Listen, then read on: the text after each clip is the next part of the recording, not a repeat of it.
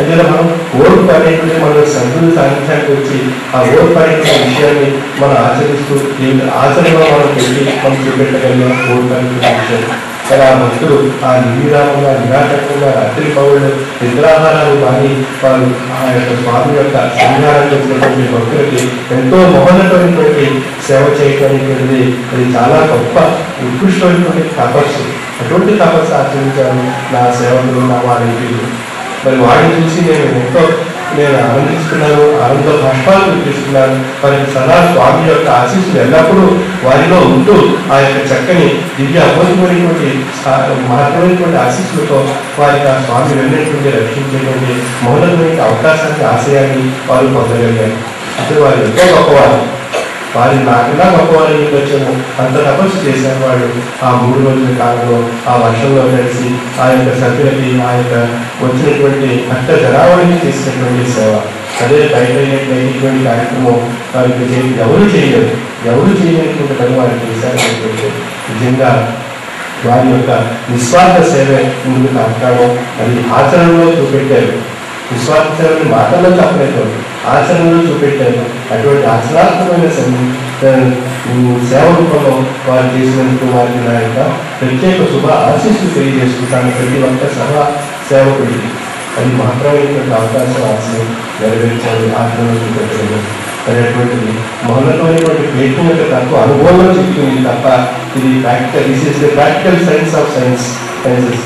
అంటే ఇది శాస్త్రాన్ని, తాత్విక శాస్త్రాన్ని ప్రయోగాత్మకంగా తెలియజేసేటువంటి తత్వస్వరూపులు.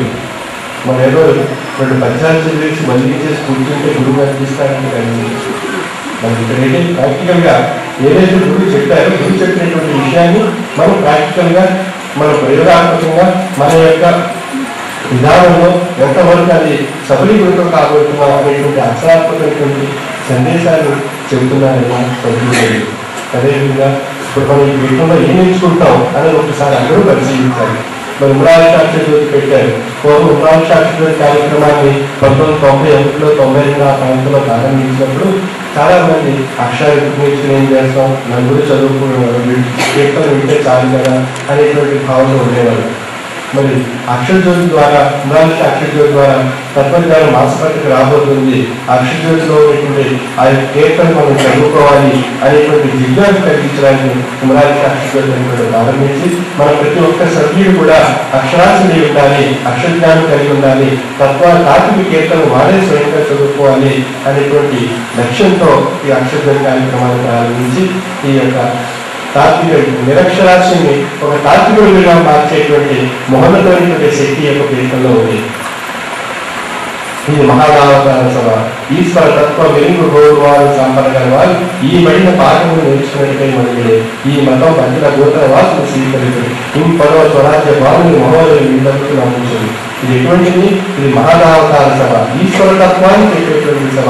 ఈశ్వర తత్వం వెలుగు గౌరవాలు సంపద గలవారు. మరి ఎన్నో సంపద ఉండొచ్చు, కానీ తాత్విక సంపద అనేటువంటి లేకపోయినట్లయితే ఈ జీవితం వ్యర్థం. ఈ జీవితం పరమాత్మను తెలియబడదు. కొంచెం తాత్విక సంపద కావాలి. తాత్విక ఈ సంపద మరీ వారు పాఠాల రూపంలో నేర్చుకుంటారు కదా, పాఠాల రూపంలో మనం నేర్చుకుంటాం. అనుభవపరమైనటువంటి పాఠాలు, అటువంటి పాఠాలు చెప్పేటువంటి తత్వపీఠము, శ్రీకృష్ణ విజ్ఞాన విద్య, ఆధ్యాత్మిక పీఠం. అంటే మనం చదువుకోవాలి. చదువు విద్య అనేటువంటి విషయానికి ఎంతో గురించి ప్రాధాన్యత ఇచ్చి చెప్పేటువంటి పీఠం ఇది. విద్య ద్వారా సమస్తమైనటువంటి విషయాలు పరిష్కరింపబడతాయి కనుక విద్యకు ప్రాధాన్యత ఇవ్వబడింది. ఇక ఈ విద్య చేత మనం అనేక విషయాలు, తాత్విక విషయాలు, భౌతిక విషయాలు ఎన్నో కూడా మనం పొంది ధరించేటువంటి అవకాశం మన అందరిలో కూడా కలుగుతుంది. మనం ఇప్పుడు చాలా మంది చదువుకొని మనం ముందే చదివారు. సుమారు 3 సంవత్సరాలు ఆయన నుంచి 8 సంవత్సరాలు పిల్లలు చక్కని ఉపన్యాసాలు. అది శాతకమైనటువంటి గ్రంథంలో ఉన్నటువంటి ఉపన్యాసాలు, మానవుడైనటువంటి చాప్టర్లో అధ్యాయం ఉన్నటువంటి ఉపన్యాసం, విజ్ఞాన జ్యోతిలో ఉన్నటువంటి అక్షరజ్యోతి గురించి ఉపన్యాసం, ఇక భక్తి, విశ్వాసము, లక్ష్యము, జ్ఞానము అనేటువంటి ఒక ఉత్కృష్టమైనటువంటి ముక్తిని పొంది కలిగించేటువంటి అవకాశం ఉన్నటువంటి ఈ అధ్యాయాన్ని ఎంతో చక్కగా వచ్చినాగి మాటలో ఉన్నటువంటి ఆ పిల్ల బాలబాలికలు ఎంతో చక్కగా ఉపన్యాసాలు ఇచ్చారు. మరి వారు ఇచ్చినట్టుగా మనం వచ్చి ఇవ్వగలం ఉపన్యాసాలు మరి ఎంత వాళ్ళు ఎంత నైపుణ్యం ఎలా వచ్చింది నైపుణ్యం, వారి తల్లిదండ్రులు వారికి ఆ స్వామి అయినటువంటి భక్తిని విశ్వాసాన్ని లక్ష్యంతో జ్ఞానంతో ఆ యొక్క పిల్లల్ని ఆ విలువైనటువంటి తరఫీ ఇచ్చి వారికి అటువంటి ఉత్కృష్టమైనటువంటి ఆ యొక్క జ్ఞానాన్ని కలిగి వారిలో ప్రసాదించారు. ఆ యొక్క స్వామి యొక్క ప్రసాదాన్ని వారు కల్పించారు. ఆ విధంగా వారు ఎంతో చక్కగా ఆ యొక్క ఉపన్యాసాన్ని మన ముందు ప్రసంగించడం జరిగింది. మరి వారి ద్వారా మనం నేర్చుకోవాలి చాలా. అందుకే పిల్లల్ని ప్రతి ఈ కార్యక్రమంలో బాల కార్యక్రమం ఎందుకు పెట్టుకున్నాం, పిల్లలు ఏ స్థాయికి ఎదిగారు, మనం ఏ స్థాయి పెద్దలుగా మనం ఏ స్థాయిలో ఉన్నాం. అక్షరాలు పుస్తకాలు ఇస్తారు మాస్టర్, ఇచ్చి పుస్తకాలు చదవండి అంటే ఆ పుస్తకాలు అలాగే పెట్టి పడుతుంటారండి పాపం. ఇందులో మంత్రం తీసుకున్నాం కదా వాళ్ళు చాలంగా అని అనేసి అది చదవదు. తత్వజ్ఞానం పుస్తకం మనం పొందుతున్నాం. ఆ తత్వజ్ఞానం పుస్తకం వచ్చిన రోజు ఆ పుస్తకం చక్కగా వచ్చినట్టే క్వశ్చన్ తీసుకొచ్చిన తర్వాత ఆ పుస్తకం ఆ పూజా మందిరంలో పెట్టేసి దాన్ని మర్చిపోతాం.